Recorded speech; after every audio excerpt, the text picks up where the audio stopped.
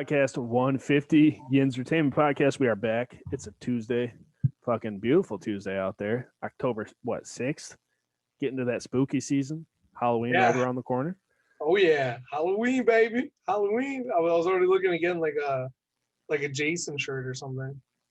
Oh, should we make a Steelers Halloween themed T-shirt? Dude, that'd be pretty sweet. Get seasonal with it, real fucking seasonal. Dude, I'd be down. I'm sure McGrory could come up with something. That sounds like it's something McGrory would be right on top of. I agree 100%. Not with us today though. On his way to Tennessee, had bigger and better shit to do. Yeah, that's crazy. He's leaving so early. I know. Good for him. Go enjoy it, right? I mean, I'm sure. I think he's gonna be working from home, isn't it? Yeah, I think so. But at least he'll be doing it in the Rocky Mountains instead of Crystal Lake, Illinois. So facts. I mean, he's probably not gonna even leave the room of where he's staying at. Yeah, that's true. Assuming he brought his PS4 with him. Yeah, that's true. Dude, he probably brought like a PS4, 2 TVs, his fucking laptop, and his iPad. 3 speakers. He brought his whole sub setup, like the subs on his fucking TV at home. Dude, I can imagine like that's all he was like. He packed all that and he's like, oh shit. He's like, I don't need any clothes. Fuck it. Yeah. Wow. But yeah, he's not here, but good news for anyone who gives a shit about him.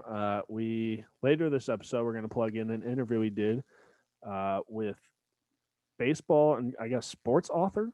Yeah. He wrote multiple sports books, right? Yeah. 35 to be exact, right? 35. Dude, I don't think I've even read 35 books in my life.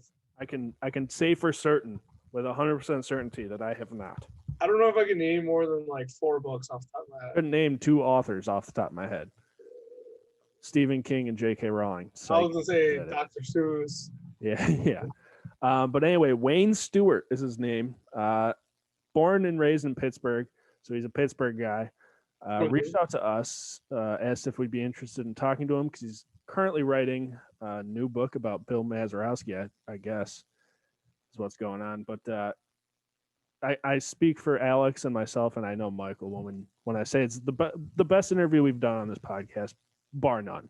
It's not gonna lie. After we did it, I couldn't stop thinking about that conversation we had with him because and it's one of those things that not that we're not grateful for everybody else that comes on here, but it's one of those things that when you have somebody that's that passionate to write 35 books, it has so much knowledge and has talked to all these players, has all this insight. You get a different perspective of things. I left that interview thinking and seeking that I needed to know more and that I wanted to read some of his books to understand more and know more. Yeah. I mean, he's talked to so many people and you'll hear all the big names, when that part comes around here. But you want to give him a little hint about who he was he former teammates with? Was he teammates with? Is that what he said? I thought this is what he said. I don't even know who it was, honestly. Maybe you have to give a little hint. You know what? No, just listen to the interview. Give me a hint. No, yeah. They'll figure it out. I'll figure it out too when I listen back. It's all Gucci. But it was a great conversation. Just he's an older guy, obviously. But the wealth of knowledge that he is and how passionate he is about baseball is really fucking cool. And I feel like that's something that's lost in our generation is being obsessed with the history of baseball type of thing. Yeah. And so it was just really cool to talk to him. Great interview. Maybe not the most enjoyable for the viewer. I'm sure it's going to be enjoying. But I mean, as far as people we've talked to and the most I've enjoyed in an interview, that was definitely fucking number one. Yeah, it was cool. But I guess the only hint we'll say is he knows somebody who was a senior. His son is a junior and is more recognized than him. They're both upperclassmen, though. Is all you need to know. Juniors and seniors. Yeah, he's talked to a lot of fucking people. I I can't even imagine. Could you even imagine? I barely talk to you Idols. guys, and Yeah. like outside of that, like I can't say that I talk to too many different people. Like if it's not work or Yeah. my family. True. So yeah, we'll talk some baseball with him at the end of the podcast. But for now, we got some football to discuss. Bye week for the Steelers. Unfortunately, considering the Titans, everyone on the team and their mother got fucking COVID. So that game got bounced to, I don't know, was it week 8 was supposed to be their bye? Yeah. So now they just swap it with week 4 and they'll play in week 8, which, I hate the bye week so early as a fan. Yeah. But definitely, like, for the team, like, you get such an early bye week now. You have to play 12 straight fucking games, 12 straight fucking weeks. Like, that's not easy to do without a break in between. It's like, I mean, the Titans fucked the Steelers now. I mean, I guess they're both fucked, but, like, as far as getting the shit end of the stick when it comes to your bye week, like, we got fucked. And I don't know how true this is because I didn't look it up myself, but I saw that the last time the Steelers had a week 4 bye week, they won the Super Bowl. I did see that. So that gives me hope. And also, it's one of those things, I think Mike Tomlin said it best. It is what it is. We're going to keep moving forward. And I think us as fans maybe dwell on it more than the players. I think the players are like, all right, cool. Because I guess today in the Steelers press conference when Mike Tomlin addressed everyone, he did bring up some good points where like this extra week gave them time to work on some scheme schematics, like get like a lot of things down right, and also helped with maybe trying to get Derek Watt back. He was battling an injury. Marcus Allen, Deontay John's out of concussion protocol. He's a full participant, going to be playing. So if the game was last week, I don't know if Deontay plays. Not, I mean, obviously we have different offensive threats, but it's always nice to see somebody like Deontay, play and whatnot. So I guess he brought up some good points with that. So I guess hopefully we can try to keep health moving forward.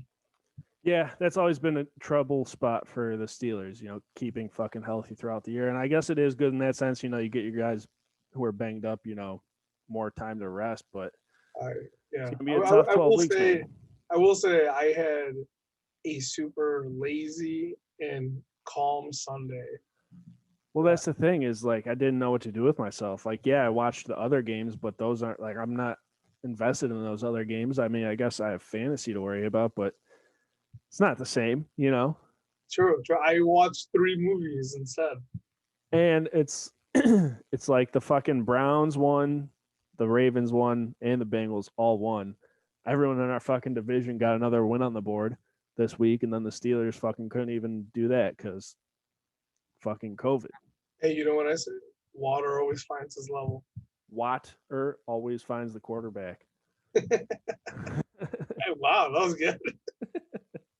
I'm gonna write that down.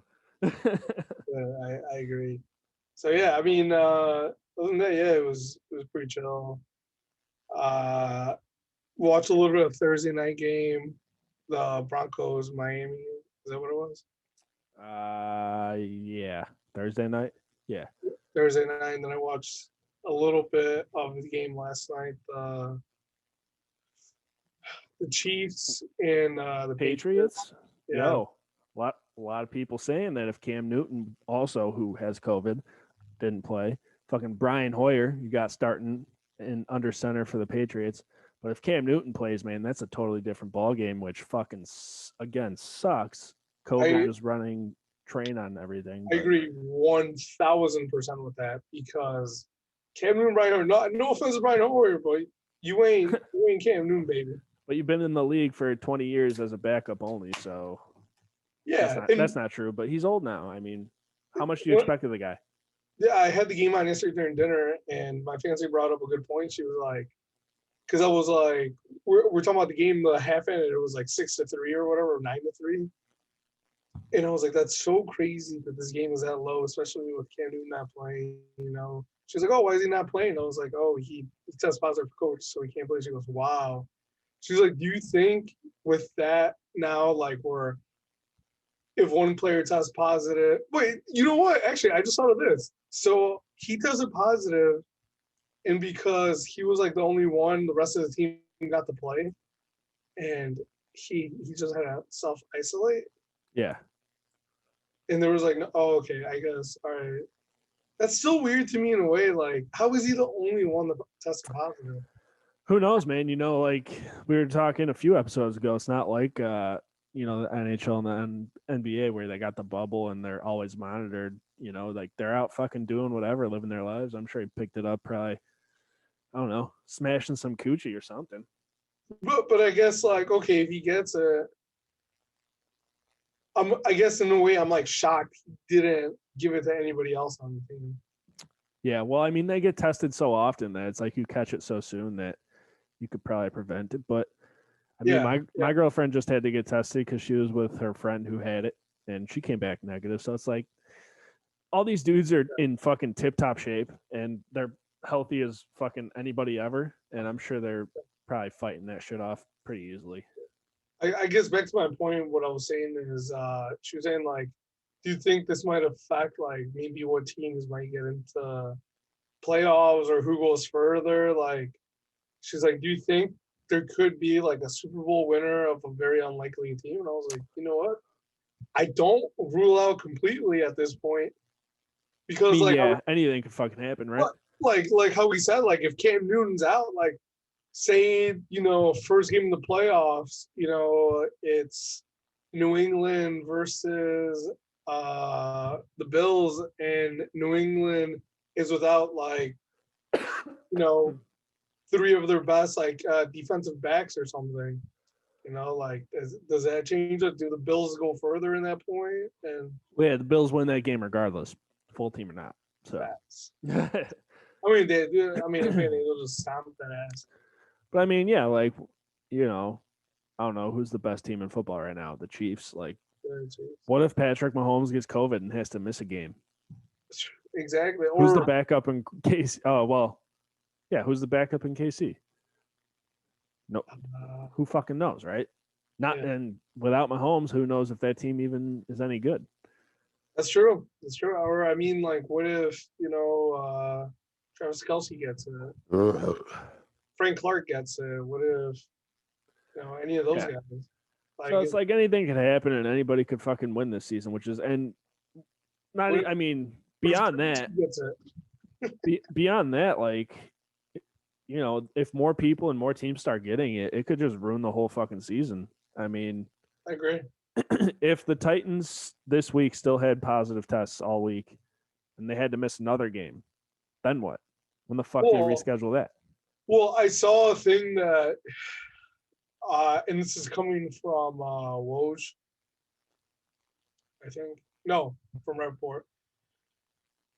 That he was saying that I guess the NFL is prepared to push back like the playoff games and the Super Bowl if possible. Like that's already a possibility to give like make up time and weeks for teams that like need to do that. Which, okay, I guess that makes sense because you can't realistically plug in a second week into the season as preventive and then like nothing happens. Yeah. I guess you could always push back the final, but that kind of sucks for some teams. But for how long? I mean, if another team turns out like the Titans did and they miss a game or two and then another team has to miss a game or two, you have to make all those up when? And what if, you know, the same team has to play two of those teams that missed games because of COVID? You can't make them up. No, I agree. It's not fair to that other team that they didn't have COVID and they got to fucking play 18 weeks now. You know what? That sounds like we're going to have a doubleheader. Yeah. That'd be amazing. Doubleheader football games. Dude, I would have hated so much about those players. Yeah, but then the first game is like all the starters and stuff. Second game is the second game is all the backups. You just play all the replacements. Yeah. See who has the best full squad, you know. Yeah. I mean, you know what? That is a good point. Like, that's tough. I guess at what point do you think they would just be like, yo, we're shutting down the season? I think if at least 4 teams in 1 week, like just Yeah. positive like crazy, they would have to shut it down. Yeah. Because I mean, dude, it's so crazy to even think. Because I mean, then what? You stretch out the season fucking 3 more weeks. Like it's just not logistical. Or we just I mean, honestly, we get rid of the Pro Bowl. You just gained a week. Now you just make those teams forfeit, man. Like, I don't know. And that's the problem is there's no like set in stone procedure for if and when it happens. They don't have anything in place. Clearly, we saw it with the Titans. They had no idea what the fuck they were doing. Yep. But anyway, shout out Rob Tunyon, Packers tight end, 3 touchdowns yesterday. Hometown kid. That's our dude. It was amazing. I saw it and I was like, holy shit. Yeah. I didn't realize he's been doing so well this year and getting so many looks and starting. Yeah. He's like their number 1 tight end right now. Yeah, I saw he's been getting the ball every once in a while when I turn the game on. And I'd see him and I was like, yo, good for him. Like he might even be the best tight end in the league right now, statistically speaking. He has 5 touchdowns, I think. That's definitely the most by any tight end. It's more than Hunter Henry, Darren Waller, Jerry Cook, and like all these other guys combined. So, yeah. Who just got hurt. Dude's killing it, man. Fucking good for him. Shout out him. He put on so much muscle mass. Dude, I just picked him up like off waivers on like Sunday morning. You did? Yeah, somebody dropped him. Well, you must have put in on the waiver because I also put in on the waiver yesterday for him. Yeah. I'm sure everyone and their mother is going to be putting in. Or you know what, dude? It might be the wrong league, I'm thinking. Oh, you're in another league? Yeah. Yeah, it could be. Because I put in for him in both of my leagues. Okay, yeah. I think it's my different league. But yeah, I just hope I beat whoever else to it. So Ty, let me ask you a question. What is the one thing you're looking forward to in this Steelers Eagles game? You know, it's a good question. I haven't really thought that far ahead. I'm not much of a thinker aheader. So but I think what I'm most looking forward to is I don't know. I mean, I know the Eagles aren't great this year. I'm not sure what their defense looks like, but it probably can't be too great. They have a lot of injuries right now. I think it'll be a good opportunity for Ben to find a rhythm with all these receivers.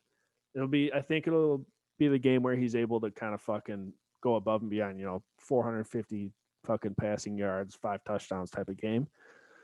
And I think it'll give him a chance to spread it out across the board to the receivers and kind of he's been throwing to Deontay a lot. He's been throwing to Juju a lot. I would love to see James Washington get in the mix a little bit more, see Claypool get some touches, but I'm looking forward to the offense just kind of fucking going on a tear. You know what? I want to get in front of this right now, and I'm doing it out of respect to you and how much you love this guy. I think Ray's going to run one back this week.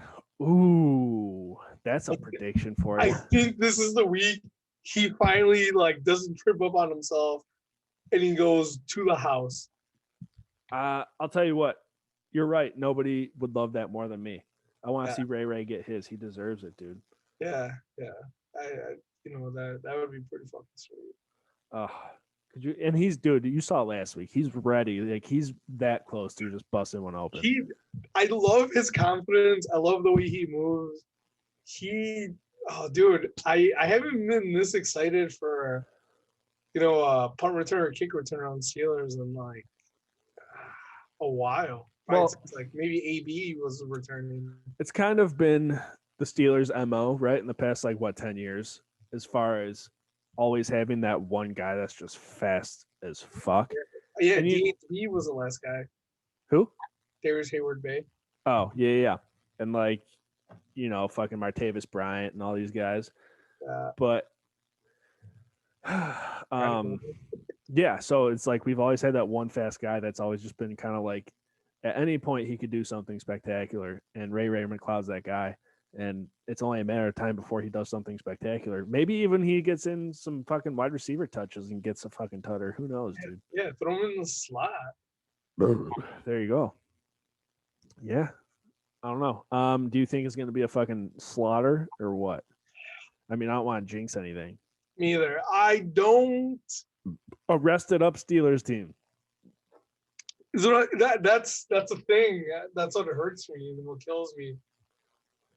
I don't trust the Steelers off a bye ever, because they're already slow to start, and then usually off a bye they're even like slower to get going for some reason. I don't know what it is.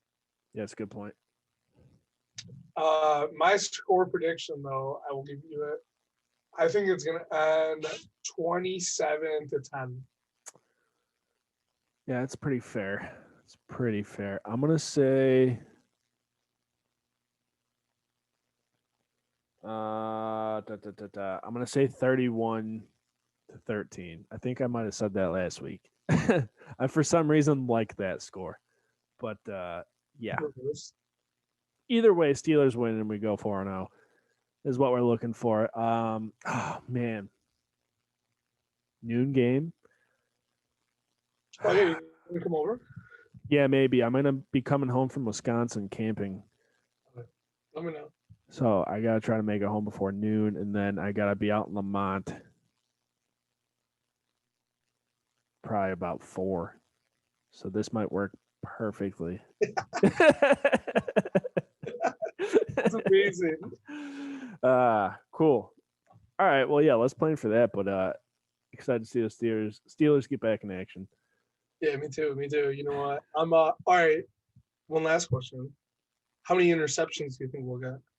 I'm gonna go with 1. I'm gonna be modest about it. I know again, this is probably a good opportunity for the Steelers defense, especially if the Eagles are gonna end up playing Jalen Hurts at quarterback, which there was talk about. I don't know if that's true or not. But I mean, you put the Steelers defense against, you know what? Scratch all that. If the Eagles put a rookie quarterback out against the Steelers defense for his first start, I'll eat my gym shorts. I mean, that would just be asinine, absolutely reckless. I as soon as you said Jalen Hurts, you said Jalen Hurts might play. I immediately was like, can I change my score prediction? Yeah. Dude, if Jalen Hurts plays, listen, defense is eating. Dude. Oh, and don't forget, we're going to revisit our boy, Javon Hargrave. Mm-hmm. He's on the Eagles. Yeah, you know what? Jalen Hurts, look, man, I thought the Steelers should have picked you. I was for you. You don't want to smoke. You don't want to see this defense. You thought it was bad when Sam Darnold saw ghosts. Hey, listen. Alex is about that smoke, and the Jalen Hurts is not about that smoke. I'm just saying, look, I wish nothing but success. So come on, man. That's if the Eagles play him, that's just fucking reckless behavior on that team's management. So we'll see, man. Either way, Steelers defense is eaten, but 1 pick. Yeah, yo, Jalen Hurts starts on Sunday. You better have the fucking psychiatrist ready for after the game. Yeah, definitely. And I'll bring wings again. Down, dude. To your cribbo. Cool. Let's wrap this shit up then. Switch over to some baseball right after this. Our interview with Wayne Stewart, author, again, 35 books. Baseball fountain of knowledge. Yeah, definitely check out some of his books. I know we're planning on ordering a few and rotating them and reading through them. He's got great insight, like easy to talk to, like literally felt like he was just one of the guys. One of the guys, just a little bit older. Yeah, hey. barely. He didn't even sound it. No, it's almost like, I don't know. It's almost like like there's probably that one older person at your work that you just get along with really well. Yeah. Even though you guys come from different generations, you're just like, we get each other kind of. Yeah. That's Wayne. He just he gets it, Yeah. Great guy, great to talk to. So listen and go buy his books. Yes, all 35. Yes. And since I didn't end the interview with it, I'll say now, before the interview, check us out, yinzertainment.com, YINZERtainment.com. Links to the podcast are on there. We're on Apple Podcasts, Spotify, iHeartRadio, wherever you find a podcast. At Yinz Daily, YINZ Daily on social media. Check out the YouTube page. Subscribe to that. And we'll see you fucking Steeler Sunday, baby. Let's go. Let's go black and yellow. Renegade on that ass. Yeah, hopefully we see you on Victory Tuesday or Wednesday. Yeet, yeet. All right. We have Wayne Stewart, author, joining us right now. Yinzertainment Podcast, episode 150. Wayne, thank you so much for calling in. We appreciate it. Should be fun. I enjoy talking baseball. Oh, as do we. Absolutely, especially some Pirates baseball, even though it didn't look so hot this year. Right. You reached out to us, asking if we would be willing to interview. We got to ask, we're some small rinky-dink podcast. How in the world did you find us? Okay. Well, long story. Chuck Finder, I think he used to write for the Plain Dealer, helped me, did interviews with me for a couple of books I've written, such as a biography I did of Stan Musial. And I was just thinking, with the anniversary of Maz's home run coming up, have I done enough trying to reach people? And Chuck said, why don't you try these podcasts? And he said, there are really quite a few. And, I did some digging and your name came up and I thought, perfect. It'd be a great venue to share some Pittsburgh information with fans who are really focused on the Pirates. Awesome. I love that. Hey, you might be the first person that's ever reached out to us asking if we want to talk to them. Usually we're trying to scramble and find people to talk to us. So that was a nice change of pace. Great. So let's get right into it. I mean, author of, I don't even know. I couldn't even count how many books. You said 35? Yeah, it is 35, sure. Awesome. 35 books. Now, is that all baseball or is that sports of all different genres or just sports? A handful of books have been on football and basketball. I did the autobiography of Raymond Berry. I go way back, and he was a great, obviously Hall of Famer. But my true love is baseball. And again, coming from Denora, Pennsylvania, I happen to be a classmate and a high school baseball teammate of Ken Griffey Sr. He in fact did one of the he did one of the blurbs for the book. He did like an endorsement. So did Vernon Law. But with Stan Musial being from Denora, and it was just a natural that baseball is my first love. So most of the books have been about baseball. That's amazing. That's incredible. Ken Griffey Sr., would you say that he's, as far as, most recognizable names that you've interviewed for a book, is he right up there with those names or? Well, I think he's underrated. He had 296 lifetime and everybody thinks about his son more so than him. And I did interview Junior. I've been at it for so many years that I've been around, a lot of guys and been lucky to interview Nolan Ryan, Tony Gwynn, just tons, and Willie Stargell, just tons of players over the years. So to answer your question, Ken Griffey Jr. may not be the most high-profile guy, but he was a great ball player. You don't hit 296 lifetime, by luck. Right. I guess I didn't realize he hit so well throughout his career. I mean, and like you said, you think of Ken Griffey Jr. when you think Ken Griffey. But I mean, one of the only, or maybe the only father-son duo to play in the MLB at the same time. Are there many more than them? Barry and Bobby. And Prince and Cecil. Well, not at the same time. They didn't play at the same time, right. But yeah. Yeah, we had, trying to remember, Tim Raines, his son had a cup of coffee, and I believe they were at the same time period, I believe. But it's rare. And, Ken Griffey Sr. can actually say that he outhit his son as far as lifetime batting average. But, yeah, Junior, of course, is the big star. Wow. Right. That's what's crazy. I mean, especially for us, like our generation, we grew up watching Ken Griffey Jr. So we didn't really even know about Senior until the older we get and, we do our own research. But, yeah, I truly had no idea that Senior outhit Junior in his career. That's crazy. Huh. Mm-hmm. Okay. They were both. So yeah, absolutely, both great ball players. Oh, definitely.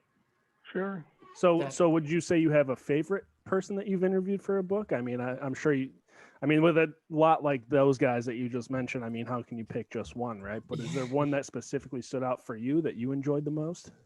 Well, not just one, but the thing I really liked were guys like Doug Drabeck and Rex Hudler. I remember in Hudler's case, I approached him before a game and said I had a question for him. I mentioned the question. He said, "Gee, no, I can't help you offhand." And then later, I go into the clubhouse, and he approaches me. He says, I gave some thought to that, and he came up with nice answers. And Drabeck was very similar. Some of the baseball guys, like in the old days, these were guys that came off the farms. These were guys who weren't very polished. But as you get more and more, progressing to the 50s, 60s, 70s, 80s, a lot of these guys are very articulate. So it's always fun. One time at Three Rivers, I was talking to Tony Gwynn, and I liked him because he was just so, once he found out I wanted to talk about hitting, he became so incisive, and they just make your job easier. So there've been a ton of guys that have been a pleasure to talk with, and only a small handful of guys who are unpleasant or rude or whatever. Oh, well, that's good. I mean, at least. Yeah. That's good to imagine or picture, Right. Especially, like Michael, you said, growing up, these people were our role models. I mean, we were baseball players our whole lives. Yeah, we idolized them. So it's nice to hear that at least most of these guys that we idolized have, are good people. Yeah. For the most part. I mean, as far as we're aware. So Right. that's awesome. When you were interviewing Tony Gwynn, did he have a fat pinch of tobacco in his mouth? I don't think so. It was pregame right after he had taken BP, so I don't think so. I don't recall that. Okay. Unusual for him, it seems. Yeah, maybe I'm wrong. Maybe it was there. I just didn't notice. It's not what you were focused on. Exactly. So have you been an author your whole life? Is that how, what you've been doing for a long time, or were you in some kind of profession before that? Well, I've been a teacher for 30 years. And oh, wow. I'm retired now, but early in my teaching career, I had an idea for a story, and I sent it off to Baseball Digest, thinking that if they publish it, great, and if they don't, I'm not really a writer, but they published it. And after that, I got encouraged, and with like anything if you don't have a resume, people say, he's got no experience. But once I had the Baseball Digest under my belt, it became easier to do more magazines. And then I think 1986 is when I first wrote a book. So I've been writing for many years, but that wasn't my main profession. So what would you say is one of the books that you wrote that you had the most fun, writing? Well, actually, I came out with two books this year. The one about the 1960 Pirates, and another one that's called Wits, Flakes, and Clowns, baseball's most colorful characters. So it's hard to say, but either one of those two books or the Stan Musial book, the Wits, Flakes, and Clowns book is just full of humor. I not only got exclusive material, but I also tried to get the best of the best from all the books I've read over the years. So to me, it might be like the funniest baseball book out there, maybe ever. I mean, I'm biased, but just a ton of great stories, anecdotes, just funny stuff. Andy Van Slyke was extremely helpful, for example, and you know how clever and witty he is. Yeah, That's incredible. I'm looking at it on Amazon right now, and that's the first name I saw was Andy Van Slyke in the description. Yeah, I'm going to have to add that to my list of books. We actually, I'm not much of a reader myself, if I'm going to be honest with you, but I like the books where it goes outside of the norm, I guess, if you will. We have a friend that we talked to recently, Jacob Kornhauser, who he wrote his first book, I think a year or two ago, called the Cup of Coffee Club. And he interviewed, I don't know, however many, 30 something. 11 players he interviewed. And it's funny you bring that up, Tyke, because it says customers who viewed Wits, Flakes, and Clowns also viewed The Cup of Coffee Club by Jacob Kornhauser. Oh, wow. And I read that book. I just finished it this summer. Yep. Oh, okay. Yeah. So we went to high school with him. Good friend of ours. That was the first baseball author that we had on. Yeah. So, I mean, I like a book like that where it's a little different. It's something completely different. Totally different outside of the norm. And that's what I'm looking for. So Wits, Flakes, and Clowns, I'm going to have to add this one to the list here. That one and the Bill Mazeroski one. And probably the Stan Musial one, if I'm being honest. Yeah. So, is that your current project you're working on? Then you got a new book coming out? Well, I'm pitching a couple of ideas. One would be a sequel to the Wits, Flakes, and Clowns that focused on primarily players. And this one would cover everything from managers, coaches, the members of the media who were colorful. Bob Prince, there's a big chapter in there or a section on him. Owners like Bill Veeck and colorful guys like Finley and Steinbrenner. So if it's a successful pitch, that would be my next project. Okay. Awesome. And Sure. I do anticipate reading Wits, Flakes, and Clowns, but you said it's a bunch of different colorful characters of baseball, and I don't want you to give anything away, but I have to imagine Doc Ellis is in that book. Yeah, I'm trying to remember if I did use them or not, because most of these guys, the common denominator is humor and just wild, crazy antics. And to me, he was a little bit, with the LSD thing off the wall. So I did consider him. I am honestly not able to recall right now if I used him or if he didn't make the final cut. But yeah, he was colorful, no doubt. Yeah, I could just see the hair curls in his hair during warm-ups. So Yep. that brings up a good question. I feel like, in recent years, specifically the whole Doc Ellis no-hitter thing, there's a little controversy around it, debating whether or not he actually was on LSD at the time of that no-hitter. I mean, do you swing one way or the other on that spectrum, Wayne? Do you think he was on it, or do you think it's all a bunch of BS? I really don't have a solid opinion because I'm not that don't have a scientific bent as far as is it even possible under that under the influence of that drug. But my only comment would be, knowing him, if it's possible, I certainly wouldn't doubt it. If he'd be the guy to do it. Yeah. And it's crazy to think, because why would you lie about that? It's not like Yeah. it's not like he got paid more or there's any. Yeah, I mean, I guess you could always just say you did it on LSD, but I don't know, man. You don't get anything out of saying, "Oh yeah, no, all those hit batters and walks were because I was on acid." Yeah. Right. That's one of my most. I love that story. I watch that documentary all the time. All the time. It's a great story. That's for sure. If I can go back in time, I would go back just to watch Pirates baseball when they were good. Right. And No, that's seriously. Yeah, I mean, well, that's something we missed growing up in the generation we did. I mean, we're younger, so we haven't seen. Yeah. Wayne, the three of us were born within 93, 94. So I think there's been, 2 winning seasons since we were born? Yeah, that's sad, isn't it? Because what a proud heritage, what a long history the franchise has had. Yeah, it's sad. Yeah, the franchise has a beautiful history, and I mean that's why the three of us are doing a podcast, on Pittsburgh sports, because even if the teams aren't shining bright now, man, the history is incredible, more than a lot of franchises can say. Yeah. Oh yeah, absolutely. And we just mentioned how the Pirates haven't been good in so long.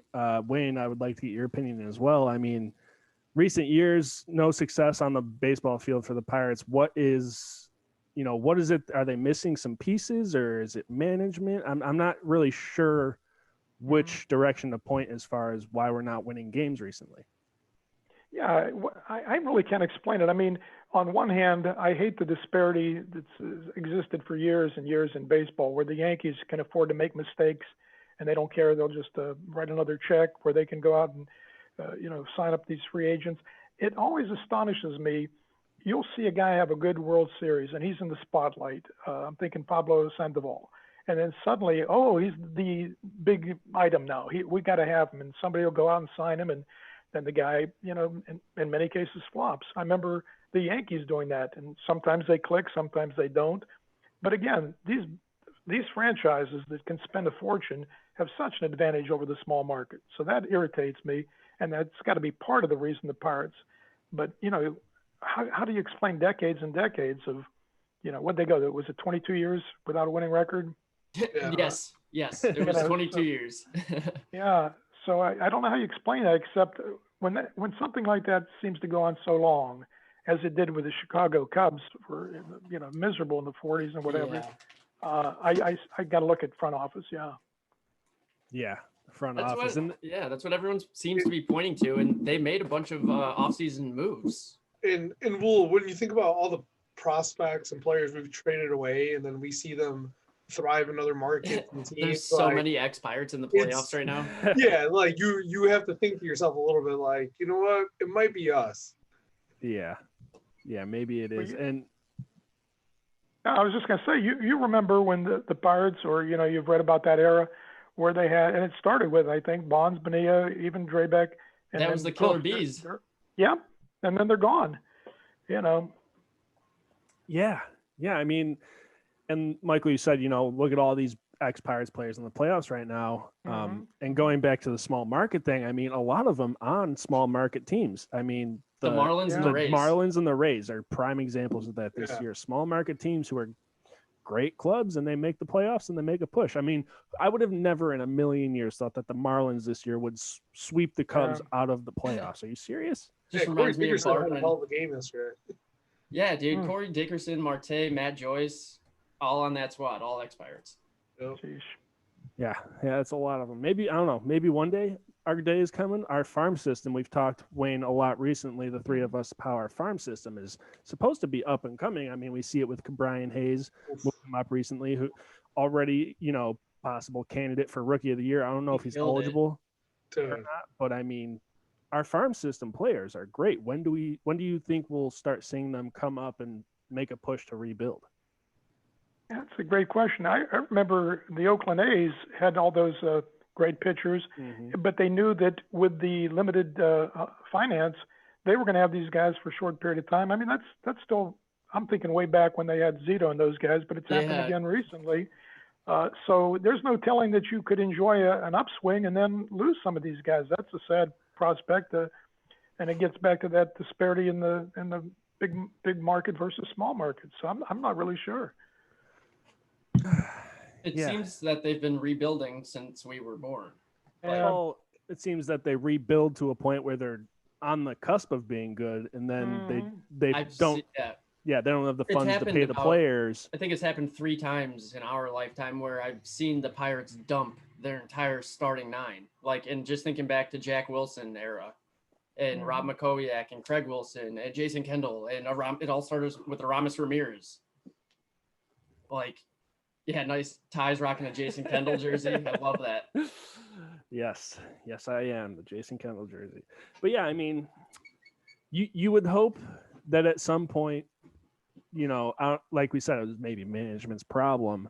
At one point, you got to hope that they just realize, okay, whatever we're doing is not working. But it comes down to they're getting paid a lot of money, so they don't really care, it seems. Yeah, but they're also, I remember... It was maybe a handful of years ago where the Marlins and the Pirates both got grievances filed against them from the MLB for not sharing or not spending their profit share money on new facilities or scouting or anything. Like, so yeah, you're a small market team and you're just not even spending the money that you have. Right. Go make a move. Bring a fucking World Series back to Pittsburgh. The city would burn down, I bet. Bring it to PNC. What was the stadium when they won it last? Was it Forbes or Three Rivers, Wayne? Well, Forbes was 1960, and Forbes closed in 71, I think it was. Okay. So yeah. So the Baltimore World Series, that was Three Rivers. Yeah. Which one of those? Forbes, Three Rivers, PNC. Which one's your favorite of those 3, if you had to pick? I think you're always going to go back to your youth, and I did get to go to Forbes Field as a kid. That's so awesome. It was. I thought it was beautiful, and then as an adult, you read that. Well, by the time they were ready to tear it down, it had its days, and it's maybe the guts of the ballpark were deteriorating or what have you. But I can remember the first time going to the ballpark when I was about 7. And you leave the outdoors, you walk into the indoors, now you're in a concourse, and then you first emerge up the tunnel, and you just see that field, and you're just in awe, I can see it right now. That was, yeah. Yeah. That's amazing. And Three Rivers was ugly, let's face it. Cookie cutter era was terrible. PNC is beautiful. I've gone to like 30-some parks in my life, and PNC, and it's not because I'm, Pittsburgh-born guy, but that and Camden are the 2 best parks I've ever seen, and I give the edge to PNC. Well, it's a toss-up. Both beautiful, right? Beautiful. And Camden Yards, that's one I haven't been to, and I would like to. Oh yeah, it's beautiful. I think the consensus around baseball fans who have been to multiple stadiums like that is that PNC is probably the most beautiful stadium. I've heard it multiple times. We live in Chicagoland area actually, but so all of our Cubs fans or Cubs fan friends, who have been there, they're like, oh yeah, it's the most beautiful ballpark you'll go to. Even when I went to Cubs games, like where my parents, someone would be like, "Hey, I've been to PNC Park. It's such a beautiful place, man. Like, such a sick stadium. Like people I don't even know." Yeah. Yeah. Really cool. I think that I was able to go to Wrigley before the changes and after, and the only minor negative about Wrigley, why it's not maybe my number one park, is because the exterior is not gorgeous. But when you get to, like I say, Camden and PNC, that's the total package. Oh yeah, my only issue, well, I got two issues with Wrigley, is peeing in a trough. Yeah, not fun. I'm not a pig. And two, unless you've got the money to buy tickets up on the field, you're screwed, because if you're sitting back under the decks, there's pillars all over the place holding the stadium up. So if you got screwed with a ticket behind a pillar, you can't see a dang thing. Yeah. Yeah. And those old parks are like that. Forbes had their pillars as well. So yeah, you're absolutely right. Forbes also had the lights, the stadium lights in the outfield on the inside of the wall. What did you think of that? Could you imagine seeing that in 2020? I remember going to a ball game, and I think it was Joe Torre hit a ball so deep that it was out there near the lights, like you're saying, and you'd never see anything like that today. And Matty Alou or Mota caught the ball with his back slightly curved against the batting cage, which was stored in play as well. No, that was crazy. I asked Bill Verdon, the center fielder of the 60 Pirates. I asked him if that the cage, for example, or like you're saying, the obstacle with they had like a cage around the light towers, if it was ever a factor. He said, not really, but you had to know it was there. That was crazy. And of course, no padding on the walls. That's just a brick wall. Yeah, with the ivy. Yeah. Yeah. Well, I was going to ask you if you recall at any time in your watching career, if any outfielder had collided or ran into those lights up against the wall. Don't think so. I remember there was a player for the Brooklyn Dodgers, Pete Reeser, and he used to slam into the cement walls and brick walls around the National League, like, I don't know, 2, 3, 4 times, and they say it curtailed his career. But yeah, I mean, obviously nowadays we're more conscious of that and protect the players with the padding and what have you. But it's just so strange. Like, what was it? I think there was a flagpole in dead center. I believe it was Tiger Stadium. So there've been the monuments. Yankee Stadium had the monuments on the field at one time. A lot of crazy stuff. Yeah, I even just hearing you speak about that, it just makes me think of Clemente at one point in a away game at Wrigley Field. Wasn't there a ball tailing into the right field corner, and he went and made a diving catch, slamming into the brick wall? Yeah, I think that's a famous play. I think I know exactly what you're talking about. But what a right fielder he was, huh? Yeah, that man had no fear. No kidding. I mean, there's a reason that they have a Roberto Clemente Day in the MLB. I mean, the man was one of a kind. We need to retire 21. Right. I'm with you. Something I'd like to ask, baseball fans that we have on the podcast, Wayne, this, especially, this, our generation of the DH, would you rather see all teams switch to having a DH or all teams letting their pitchers hit? Which way do you swing on that? I'm very old school. Like I said, I've been watching baseball since 58, so it goes so far back. I'm a purist. I don't like change as a rule. People tend to not like change. So, no, I don't like the DH, never did. I mean, I see its merit, but I don't like it. I don't like, a lot of these things, the guy on second base, the automatic runner, 7 inning. I guess I love stats so much. That's one of the things I love about baseball, that records are tarnished and things aren't the same. When you start, it's not a big deal. Nobody's going to break Hack Wilson's record for RBIs, but how many cheap RBIs does a guy get because the guy's on second base if we do that from here on out? So no, to answer your question, I've never liked the DH. I love that, Wayne, Yeah. because we would like to consider ourselves as well baseball traditionalists. Mm-hmm. We do not like the new implemented pitch clock. We don't like the man on second base. We don't like the 7-inning doubleheaders because Replays. replay. It's like it literally is taking everything away from the history of baseball. Right. Well, and the records. Go ahead. I'm sorry. No, you go ahead. Well, I was just going to say, the guy that killed me was Bud Selig because he touted the fact that he was a purist. He was a traditionalist. He loved the game of baseball. And so many changes, which I detested, came under his watch. The wild card, I can't stand that. I mean, if Houston wins the World Series this year, we're going to have what baseball deserves as far as, you brought it upon yourself, a team below 500 winning the World Series. Selig did so many of these things. He wouldn't, talking about your love of statistics and records, he wouldn't put an asterisk next to Bonds or investigate. He knew early on Bonds was doing stuff like that. Mm-hmm. But, so no, I'm definitely a purist like you guys. Yeah, and when I don't know, maybe it's just me. When you think baseball, you think like history, like historical baseball. It's such a historic game almost in comparison to all the other major sports. In my mind, anyway. Maybe that's America's pastime, baby. Yeah, America's pastime, right? And then you go ahead and you make all these changes like that, and it's like you said, it's just tarnishing the history of baseball. I think. I mean, me as much as anyone else in the world, I love seeing somebody hit a ball 500 feet. Sure. And but if he could also spot, strike someone out, yeah, the DH spot's great for that. But like we always say, if you're on the field, if you're in the starting 9, you should hit for yourself. And if you're no good at hitting, you should practice hitting. I mean, how difficult would it be for pitchers to just take 30 minutes of BP every day? Not that difficult. Or an hour a week. Yeah, I mean, it's insane.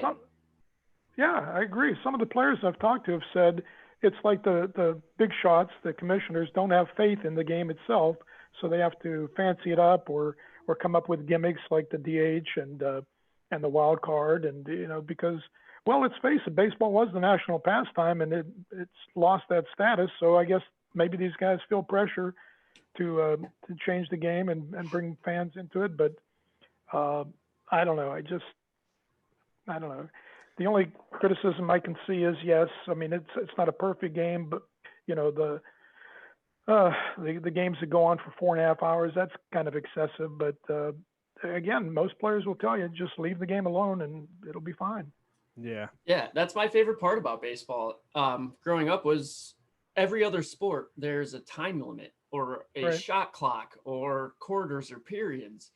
Baseball, each team gets a shot at winning each inning, right? Like there's no time clock. It's whoever wins. And if it takes 16 innings, then so be it. You got to get ready for tomorrow's game. Like not going to end in a tie, And yes. Yeah. And it it blows my mind. Yeah, it's kind of frustrating. Definitely. I mean, and going back to the pitchers not hitting thing, I mean, Wayne, I'm sure you compared to us can attest even more. How many people have you seen, pitchers who in college and in their high school careers were the best hitter on their team, but they make it to the major leagues and then they don't get to hit anymore? I mean, you might be taking the bat out of somebody who could hit 300. Well, yeah, like the Braves series against the Reds, they had multiple chances to score runs, but I didn't see one sacrifice. I didn't see one hit and run. I think there was one stolen base attempt. So we've relied on, slugging so much that you don't see things like that. And to me, baseball should be more than the home runs, the walks, and the strikeouts. It's just, I don't know. That's something that irritates me as well. And we can see that. What's that? Like the game has changed so far from when we played baseball to now, which isn't that long ago. Like I was watching the White Sox A's. There's a man on first and second, Eloy Jimenez is up. Yeah, he could probably hit one out of the park, but there's no outs. You're down 2 runs. You drop a bunt, move the runners over into scoring position, and then the next base hit's going to score them both. Instead, he flew out and didn't even advance the runners. Like, it's bad baseball. Right. And there's literally nothing I love more in baseball than seeing in the MLB. What's the word? A suicide squeeze bunt. Mm-hmm. They're very few and far between nowadays. All right. And when you see one, it's just like, that's baseball. That's the small ball I want to see in a situation like that. It brings you back to your playing days. It's nostalgic. Baseball is it's strategic. It's like a game of chess. Game of I inches. asked Mike Hargrove. So this goes back a while when he had the good Indians team. Why we don't see the squeeze, be it safety or suicide. And he said even with a guy like I think maybe Omar Vizquel or somebody, not a big hitter, he would not probably put on a squeeze because there's just as much chance for a sac fly. But when you see those things, when you see a pitcher, come up like Madison Bumgarner and hit a home run or a double or something, or when you see the suicide squeeze, that's the variety and the beauty of baseball, not just let's swing for the fences. And that's what I've always said that baseball has and harnesses the best athletes because they can do everything. Mhm. Literally, it's like, it makes me so. I mean, arguably, I'd agree with the statement that hitting a baseball is the hardest thing to do in any sport. Yeah, 100%. Yeah. Especially today, because you're seeing 102 mile per hour tailing two-seam fastballs followed up by an 86 mile per hour slider that's dropping off the plate. Yeah. It's impossible to hit. But I wanted to say, especially us growing up, I'm sure Wayne could attest to this. We hear the name Babe Ruth. He was one of, as far as I was told and learned, he's the GOAT, right? And he pitched and hit. Yeah, Right. right. Like, that shouldn't we be going towards that? Don't you want like Shohei Onti or who's that guy in the Angels? Yeah. Right. That's who we're looking for. Right. You don't have to waste arms. You can bring a guy in from center field to throw at a batter, whatever. And he can also drop a bunt, hit one out, whatever. Yeah, you don't have to tell Wayne about Babe Ruth. You wrote a whole biography on him. Yeah. Well, you're absolutely right as far as like it's an age of specialization. As far as we tend to take a kid out of whatever high school and then just put him in one slot. But Ruth obviously was exciting because he wasn't just a pitcher; he was superb. Yeah, you're right. Yeah, one of few. I mean, you don't see players like that anymore. So. Right. And he did it on beers and hot dogs, baby. Yes. No steroids needed at all. Wayne, I did just see that. I'm pretty sure Babe Ruth calling a shot. It was his anniversary, like yesterday or 2 days ago. Mm-hmm. Do you think he called a shot? No, I had my doubts before from books I've read, and guys. Charlie Root gave up the home run. He said I would have stuck it in his ear if he had pointed that direction. No, that's exactly what I was thinking. Yeah, but the thing that convinced me was I saw that film footage. And to me, there's no way he's pointing to dead center. Absolutely No, it looks not. like he's pointing to left to me. Yeah. Like he's pointing at the shortstop or something, like talking shit. I don't think that he was like calling a shot. Yeah, I've heard that he was pointing to the dugout, but I think it looks a little bit more toward the field. But whatever, he's not pointing to the center field. Yeah, there's That's no too way. bad. It's a good story, but good I don't story. believe it. That's a Well, nice legend. I did a biography of Ruth too, and the one thing that you hear is that Ruth, like the next day, it's not in the papers. He never said, "Yep, how about what I just did?" And he liked to brag. He didn't say it until whatever later that he sort of like said, "I'll go along with this legend. Why not?" Huh, why not? So right? it's the media putting stuff out there, and then he's like, "Oh yeah, I'll just roll with it." Yeah, he's Sounds like, like I'll the take media credit. Yeah, the media was infamous for doing stuff like that, building up legends and telling us that Mickey Mantle was a perfect gentleman and what have you. No, they perpetuate things. So what I'm getting from this is baseball has changed in our generations, but the media has not. Yes, yeah, that's what it sounds like. I would love to get your take real quick on as far as the Hall of Fame goes. Being a baseball traditionalist and a baseball purist, we agreed that we were kind of under that category as well. But I think all three of us, I don't want to speak for all of us, but I'm pretty sure I can agree that Pete Rose deserves to be in the Hall of Fame. I'm going to further it. It's Pete and Barry. Pete and Barry. Okay. So what's your take on players like Pete and Barry, you know, the steroid users or the gamblers of the Just MLB? having an asterisk next Yeah, to your name. do they belong in the Hall of Fame in your eyes? And how do you think of them as players? Yeah, there's no way in theory that the all-time hit king isn't deserving of Hall of Fame status, but I think we look at these cases a little differently. Like for Rose, I think the thing is, if there's a rule on the books that says he can't go in because of this, this, and this, then he doesn't go, in my mind. But there's no, baseball, the Hall of Fame has changed its rules a lot. I just read something about that. I had no idea they used to go with this system and this percentage or whatever. If a rule isn't right, let's change it. So that thing about players not getting in because of their moral character or whatever, that perhaps needs to be changed. I mean, Babe Ruth was not an angel. So in Rose's case, I think change the rule, get rid of that moral character stuff, and then he belongs in. Now, I know you guys are probably more in love with the Pirates than I am now because I've moved away, and but I can't forgive the stuff that Bonds and those guys did. It's like out here now, I live in the Cleveland area.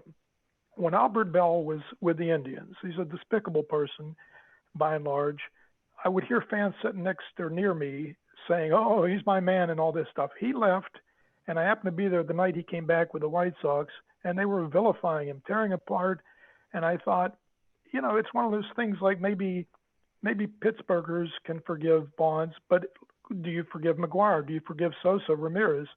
So no, I put him in the same boat. And again, being a purist, Bonds, for example, tampered with records that. Talk about Rose having the all-time hit record. Well, Aaron had another cherished record. So, no, I can't go along with the guys who blatantly cheated like that. As far as Shoeless Joe, the only thing there is his ignorance. I mean, he was illiterate. Mm-hmm. So that's a tough one. Yeah, right. As far as Barry Bonds' career with the Pirates, what did you think of him as a player on the field for the Pirates? Oh, there's no doubt. People say that if he continued at the same pace and didn't do steroids or whatever, he would have probably still been a Hall of Famer. Very versatile. I mean, how many guys can do 30-30 club and the tools that he had? Yeah, I mean, you can't diminish that stuff. The other stuff bothers me. I've talked to taxi drivers in Pittsburgh and so on about Bonds as a person, so that's a totally different picture. And did you guys ever hear that story about right before Francisco Cabrera's batting, Andy Van Slyke tells Bonds to move in, and he swore Van Slyke like mind your own business? No. Boy, no. History. No. I mean, if that's the case, maybe the history of the game, at least that year, changes. So that kind of bothers me too, the arrogance. No, and yeah. I mean, I haven't seen it firsthand or read really anything about that, but that would really pissed me off too. And that's specifically why I asked the question of him on the field as a player, right. Because especially today, it's so hard to invest in a player on and off the field because you don't know these people, like I can buy a jersey of Mike Trout and think he's the greatest guy ever, but I don't know him, right. Like there's so many things that happen on and off the field where I kind of just try to invest in them as players and athletes because their personal life should not concern me. Right. And don't forget the mobility with the free agency. You can love a guy today and he's gone tomorrow. That's sad. That's why, being an old timer, I used to love the fact that you knew every year you could pencil certain guys in the number 2 hole for the St. Louis Cardinals, or the Pirates always had, Clemente in the 3 hole or what have you. Mm-hmm. Yeah, it's just crazy. So listen, we're coming up on 40 minutes here. We don't want to take up too much of your time. Go ahead, Michael. I was going to ask, I had one question that I wanted to ask. Who's your all-time favorite Pirate? Oh yeah. Yeah, that's a tough one. I know it's tough. There's a lot you've covered. Yeah. It seems like you've covered and spoke with a lot of top tier or high top name athletes. But if you could pinpoint maybe just one or two and why, that'd be awesome. Yeah, I always liked certain players just for their style of play, like Andy Van Slyke. So I liked him when he was in Pittsburgh, and then when I interviewed him when he was coaching for the Tigers, and he was so helpful and funny that he kind of moved up a notch or two just because of that. As a kid, I guess you couldn't help but admire Clemente's. He was fun to watch, so he would have to be on that list. Dick Groat, when I wrote the book, put a plug in for the title, 1960, and then there's a colon, when the Pittsburgh Pirates had them all the way. Dick Groat and Vernon Law were so helpful that they would have to go on that list as well. And I kind of like Neil Walker. I liked his style. So a guy doesn't have to be the greatest player in the world. Growing up, Hank Aaron was actually my favorite player. But if a guy's gutsy sticks in there or, overachieves or whatever, for whatever reason, I guess a guy can be your favorite. Did you guys have favorites growing up then, I guess? Oh, absolutely. And I think we all put a smile on our face when you said Neil Walker, because, that's the Pittsburgh kid, man. He was awesome. He gave it his all every time. And there's nothing bad that I could say about him. And him going to the New York Mets after the Pirates, it's like, I might watch a Mets game just for Neil Walker. Yeah. Right. And or like Michael, I'm sure you... Oh, go ahead, Alex. I'm sorry. Well, I was going to say, I went to spring training this year, and the Pirates played the Phillies, and Neil Walker, every time he walked up, was basically getting a standing ovation, from the home crowd every time. Yeah. I mean, I just thought that was like one of the coolest things. And because my fiance was like, "Why are they applauding him?" I was like, "He's a Pittsburgh kid." He's like, "You don't get it. He's the Pittsburgh kid." Yeah, I was like, "He's playing for the Pirates." I was like, "It's just there's so much love for this guy." Yeah. And as far as our favorite players of the Pirates go, I'm sure Michael has a handful. Alex, maybe you do too. Michael has been a Pittsburgh fan his whole life. Alex and myself are kind of newer in the past, 8 to 10 years. Pittsburgh fans. Michael, being friends with him, he just kind of turned us on to Pittsburgh sports. So I got all my friends to be Yinzers. Yeah. So, I mean, I grew up a White Sox fan, so I could tell you all my favorite White Sox players. But as far as the Pirates go, I mean, since I've been watching, I'm a McCutchen guy just because I like the speedsters. I like the guys with the speed, the outfilders. And the heart. McCutchen was just an all-around phenomenal human being. Everyone loves that guy. And then one of mine was always Michael and I used to talk about him all the time. Pedro Alvarez. Oh yeah. Such a huge Pedro Alvarez fan. Pedro Alvarez at Vanderbilt was so nasty, and then the Pirates got him. And I mean, he either struck out or hit a homer, but he was fun to watch. Yeah, El Toro, man. Yeah, El Toro. Michael, I don't know who's your favorite? If I had to say who my favorite Pirate of all time. Again, I didn't get to see him, but just doing all of the research and reading and everything, I mean, it'd be stupid for me to not put Clemente number one. Yeah, right. Again, it's tough because I didn't get to watch him play, but he's like a superhero. Sure. Literally. Was John Warner was a Pittsburgh kid? What's that? Did Warner grow up around Pittsburgh? Neil Walker, yeah. No. John, what was his name? Warner? WEHNER? Or am I missing somebody here? John Warner. Never mind. I'm thinking of some obscure player. That's okay. Let's move on. That's all right. We could Google it quick. Michael's pretty quick on the Google there. Yeah. Find anything? On John Warner? I thought that was it. Maybe WEHNER. John Warner Pirates. Let's see here. Oh yeah, quick with it there. You're good. While he's searching for that, Wayne, I can only imagine your wealth of Pirates baseball knowledge, and how well you can do in some trivia. I mentioned before we started, we have some trivia questions lined up. Shout out to Michael. He got this trivia set. It's called "You Gotta Know Pittsburgh" sports trivia game. So shout out to Shop Steel City for that. Yes. Yeah. We've been doing some trivia at the end of each podcast here. So if you don't mind, I got a few questions here. They go easier to harder. And if you're up for it, we'll see how many you can get right here. All right. Well, I got to apologize ahead of time now. Having moved to Cleveland many years ago, if it's a question from more recent years, I may disappoint you, but I'll try it. I love trivia. It's fun. All right. And that's all right. I mean, Michael used to ask us these, and me and Alex we could never answer a single one. We just, We don't know any of them, so I mean, you can only do better than us, so that's good news. So I found a little Google search here. Are we talking about Paul Warner or Lloyd Warner? No, not those guys. I probably have it mixed up with some guy at a cup of coffee or something. That's okay. Not a problem. Yeah. Okay, let's try some trivia here.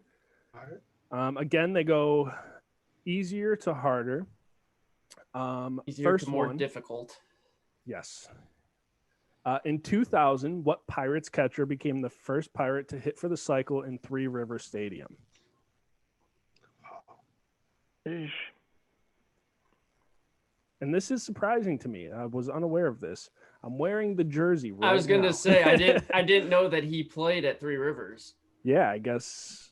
When did PNC? When did it go to PNC? I thought PNC went up in like 04. Okay, yeah. So it's Jason Kendall is the answer to that. Again, that's a little more recent. PNC went up in 01. Sorry. Okay, 01. Okay. What AL team did the Pirates defeat to win the 1979 World Series? Oh, that was the Orioles. Yes, it was. All right. Bringing back Camden Yards. Yeah. Yeah. There you go. Okay. What AL team did the Pirates defeat to win the 1960 World Series? Well, I better know that, huh? Much of the book is about that. The mighty Yankees. You guys remember or read that they actually scored more than double the runs of the Pirates. And I have one thing in front of me. Their on-base percentage, on-base plus slugging was 911, and the Pirates was 656. What? How do And you the win a Pirates- series? How do you win a series that way? Yep, amazing. Whoa. Well, the three victories the Yankees had: 16-3, 10-0, 12-0. Oh. That sounds like the Pirates playing the Yankees today. Man, Yeah, and the Pirates wins were Oh. 6-4, 3-2, 5-2, This and then I a might have- slugfest in the and then last game. 10-9. That's insane. Well, the irony is the Pirates win on a weapon of a home run, which is the hallmark of the Yankees, and they do it with a guy who had Mazeroski, I think, had 11 home runs all year, Yeah, and then he has 2 in the World Series actually. So crazy. that's wild. Yeah, because he was not a power hitter by any He hit means. a tenth of all of his home runs in the World Series. How about that? Wow. Crazy. Dude, what a stat. Okay, there's 2 on this card here. Starting in 1999, what Pirates outfielder hit 35 or more home runs in 4 consecutive seasons? Starting in '99. Boy, I don't know. Ramirez, no. This is surprising to me as well. I would have never guessed this. Jason Bay didn't have that kind of power. Probably missing somebody obvious, huh? Brian Giles. That's my guy. I loved Brian Giles. He came from Cleveland, yeah. He had 30 homers in how many straight years? 4, 35 in 4 consecutive seasons. How about that? Bro. Wow. After that 4th season, I'm sure that's when they shipped him off to San Diego. Yeah. Michael, you just mentioned this guy's name. What Pirates outfielder, 3-time NL batting champ, and 1927 NL MVP combined with his brother Lloyd to tally over 5,600 MLB hits, Paul Wainer. Nice. Yeah. And I got to throw this one out there because it refers to Bill Mazeroski. What Yankee pitcher surrendered Bill's World Series winning home run in 1960? Well, he's in the book. I was actually able to talk to two Yankees, Bobby Richardson, who won the MVP instead of Maz, and Ralph Terry. Ralph Terry. Yeah. That's so cool. Wait, so that's pretty much unheard of, really. When your team loses, but you still win the MVP of the series. Yeah, I talked to Elroy Face, who said he actually thought he deserved it because he had 3 saves, first guy to do that in the series, and he was en route to have the victory in Game 7 until the Pirates gave up a bunch of runs to the Yankees. And Richardson said that he believes the reason that he's the only man ever to be on a losing team to win the MVP is because they tallied the votes before Maz hits the homer in the bottom of the 9th. Oh, that makes a lot of sense. Yeah. That's wild. So, Wow. so if they tallied the votes after the game, do you think Bill gets that MVP? Yeah, I mean, like I think he had the game-winning home run in Game 1, maybe. So he didn't just contribute the home run in Game 7. But when I did the research for this book about the 1960 Pirates, there were tons of astonishing things. Like Game 7 is the only postseason game ever to have no strikeouts. I mean, there's just lots of good stuff in this book. No strikeouts. Do you think that's because the hitting was just ridiculously good, or the pitching was not as competitive?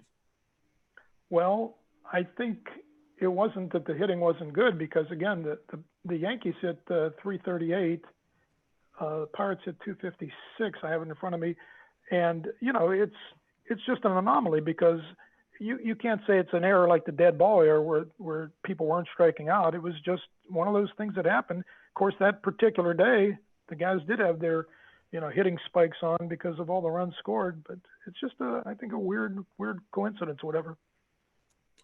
Yeah, no, it's very interesting to talk about and just see the stats and hear about it because, again, our generations are a little newer than yours, and it's just comparing the games is wild.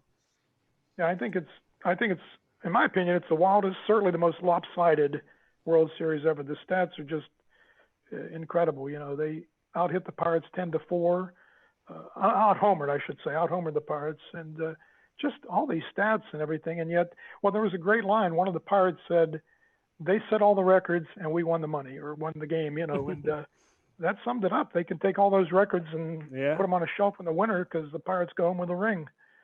There you go.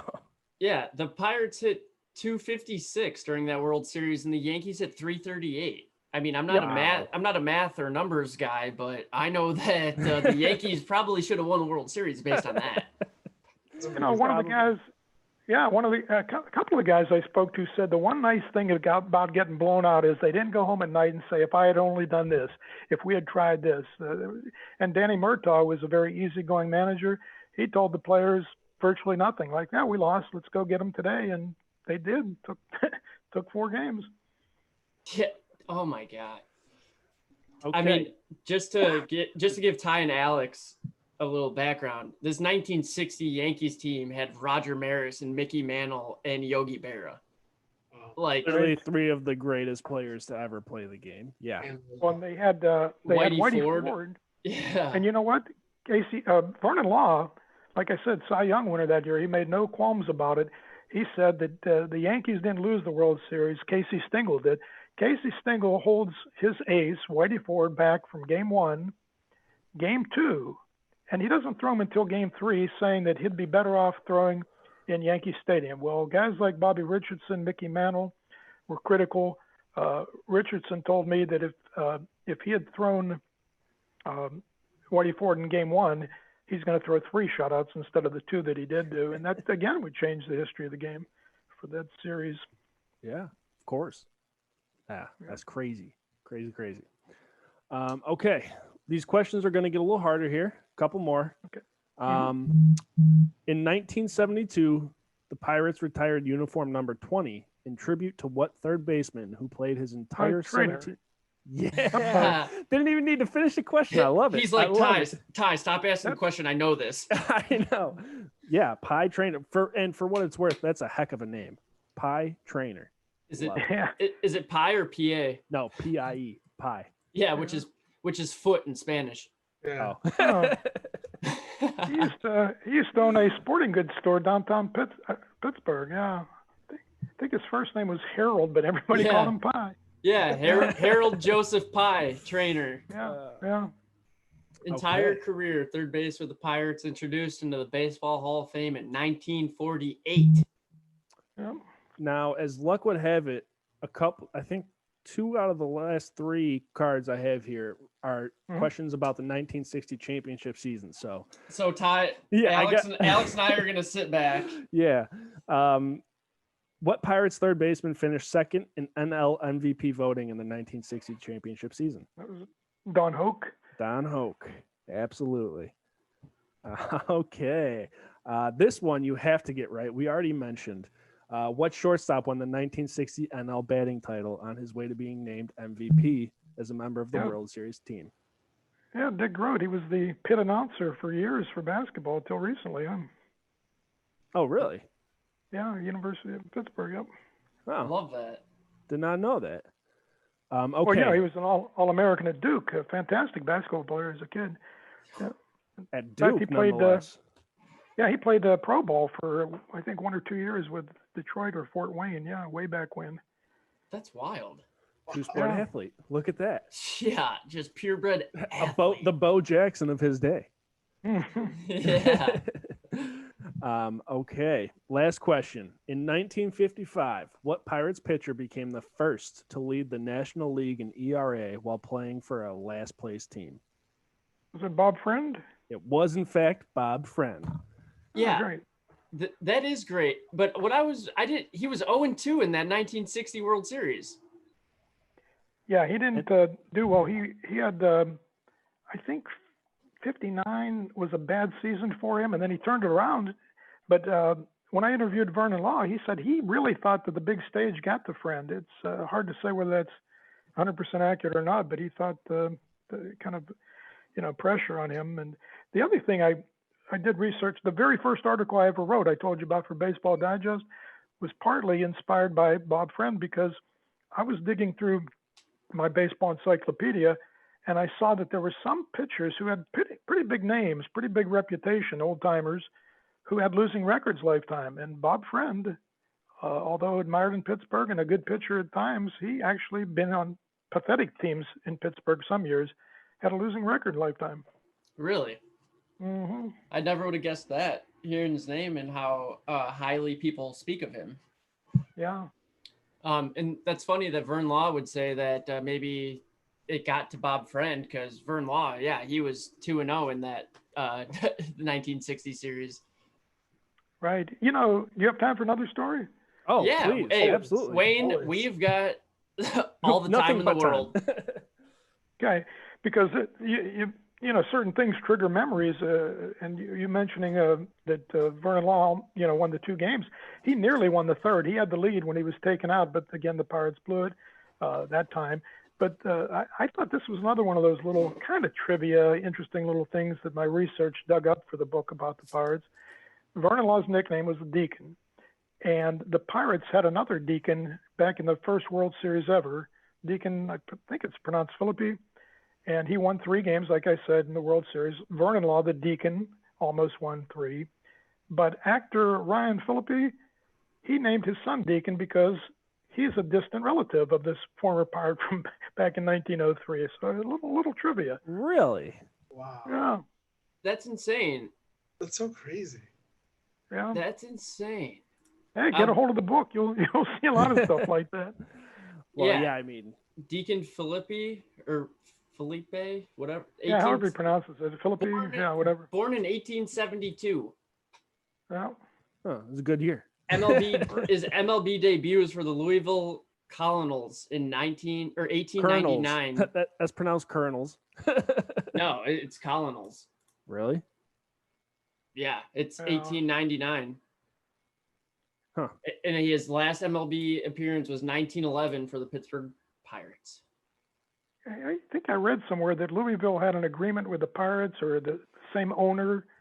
And I thought I heard that the Pirates stole players from some team, maybe Louisville, so they got that nickname, the Pirates. I believe there's something like that. That's awesome. Because weren't they originally named the Steelers, or weren't the Steelers originally named the Pirates? Oh, right, yeah. I think the Steelers were the Pirates at one time, I believe. And he threw a no-hitter. Hey, speaking of no-hitters, 2 Yo, Chicago players threw no-hitters this year, which is pretty cool. I don't know if that's ever been done before. 1 Really? Cub and 1 Sox. really quick, Deacon Felipe, whatever, he played for the Pirates when Pittsburgh didn't have an H on the end of it. Oh, okay. Dude, that's so long ago. Where do I get Yeah. a jersey that reads like that? That would be incredible. His card, it looks like a Honus Wagner card. Probably worth a lot of money, man. Probably. I would love to come up with one of those. Yeah. That'd be amazing. I mean, if you guys, I'd like. What are your thoughts on Hannes Wagner, Wayne? Again, that's the only player I've only been able to read about. I can't find any film on him, but as far as I'm concerned, he's one of the greatest shortstops of all time. Yeah, I mean, you look at what he did. He could slug at shortstop, which we know didn't happen again until guys like Banks and Ripken and A-Rod and stuff like that. Yeah. Stolen bases. I think he led the league. What do you have? Eight batting crowns, I think it was, and just a superb player. But didn't I hear recently that a Mike Trout card was more expensive than Hannes now? Really? Or something like that. Really? Something like that. Oh my! There's no way that Hannes T201 or whatever that card is. It's over $1 million. How is a Trout card selling for that? I could be wrong, but I thought it was some gimmick, like it was a limited edition or some crazy thing. And again, don't quote me. It was like a little blurb in the paper. Oh yeah. I could have mixed it up, like one of the. Maybe they were saying it was one of the comparable ones. But I think you're right, Wayne. I just did a quick Google search, and on CBSSports.MLB, it says Mike Trout rookie card sells for a record $3.93 million at an auction. Jeez. And that tops the value of the T206 Hannes Wagner card. Okay. Holy cow! It's crazy. It's not even a 10 mint; it's a 9.5 mint. And you want to know what's even crazier than that? Is that if you ask 99% of the U.S. citizens that are baseball fans, I guess not baseball fans, but if you were to ask anybody on the street, who is this guy on this card? They'd be like, I don't know, who's that? Nobody knows who Mike Trout is, and he's the best player in baseball currently. He should win the MVP every year. That's the problem with baseball is people don't know the biggest star, the best player, because he's on a crap team. Small market team. And the West Coast hurts. Yeah. It's ridiculous to me. I don't know if you know who Gary Vaynerchuk is. He's some kind of he's a, I don't know, mogul of sorts, but he's a big baseball guy. And I just heard him say something today. It was like, that's why baseball is dying, because your biggest player, nobody knows who the hell he is. Whereas, basketball, everybody knows who LeBron is. Well, yeah, it's like in the basketball, NBA, LeBron goes to Cleveland, and next thing you know, every time you go out to the store, people are wearing Cleveland Cavalier jerseys. Like, there's no way. Nobody's wearing a Mike Trout Angels jersey. So the only way to get him to be the face of baseball is put him in pinstripes. Yeah, that's sad. No, seriously. Wayne, would you attest to that? Oh, yeah. I absolutely agree with you. And that's why I dislike the Yankees so much, and they just gobble everybody up. It's not enough to have Aaron Judge, and then they get Giancarlo Stanton. That's not enough. So we go out and it drives me nuts. It's Eric Cole. I hate ex-Pirate. I hate the Yankees so much. I know. Literally, I don't know why. I've always been a baseball fan, and why? Yeah. It's a jealousy thing for me, I think. Dude, the White Sox and the Pirates, both in our generations, have been relatively bad teams. The Yankees, for our whole life, I would say more like mediocre to really shitty. For our whole lifetime, the Yankees have always been good, no matter what. They haven't won a World Series in 10 years, dude. Yeah, that's good. Neither of the Pirates. The other thing. Neither of the Dodgers. I don't know. I've read somewhere that it's a common human trait that just people don't like anything that they perceive as unfair. And for me, that's what it is with the Yankees. Like I said earlier, make a mistake, we don't care. We'll spend more money. Look at the way Steinbrenner built his team. And it just, we want baseball to be played on an even surface, even level. Everybody's got a shot, and they don't. The Yankees, that irritates me. And also, I mean, just speaking in sports in general, I feel like that's where baseball's the only sport that does that. Yeah. Right? Salary cap. The New York Knicks are the most valuable franchise in the NBA, but they're the Cleveland Browns of the NBA. And they can't just go out and buy a player. Mm-hmm. So they're going to continue to be the New York Knicks and suck until they get a draft pick and hit on a good trade or free agent. And same with football. it's like, yeah, you see money going all over the place, but that's just them re-signing players, not going out and buying players. Mm-hmm. Yeah. So middle finger to the MLB for that. Yeah. You're ruining America's pastime. But hey, listen, Wayne, we'll let you go. We won't keep you any longer. Thank you so much. This has been incredible. I mean, this is our 150th podcast. I think this is by far my favorite we have ever done. You are a wealth hands of down. knowledge. Yeah. Yeah, And so we certainly appreciate you reaching out to us and coming on. It's been great. And honestly, I can't wait until the next time we have you back on. Yes. Can't wait to buy some books. Yeah, and I'm You know, about if you to really- check out on Amazon right now. Oh, great. You know, if you really love baseball like we do, talking baseball is one of the greatest pastimes. It used to be called the hot stove league. You know, sit around and even in the off season, you still love baseball best. So I appreciate the plugs. You know, if anybody is interested in any of my books, you know, go to Amazon, punch in Wayne Stewart, Stewart, and any publicity you guys give me is appreciated because I sure love talking with you guys today. Absolutely. Go make sure to go check out his books. And you know, do you have social media? Yeah, I'm on Facebook, Twitter, LinkedIn. Okay, so make sure to go try to find him there. I don't know if you know what your Twitter handle name is off the top of your head, but we can let people follow you there. I don't, but usually if you just type in Wayne Stewart, you're going to find stuff. Yeah. Yeah, Perfect. I mean, we'll find you on Twitter, and when we post this video or this audio, we'll be sure to tag you in it, and we'll send it to your email as well. We'll appreciate send you a link. Yeah, thank you again, great. and hope to talk to you soon. Take care. Sure, anytime. Bye. Take care. take care, Wayne.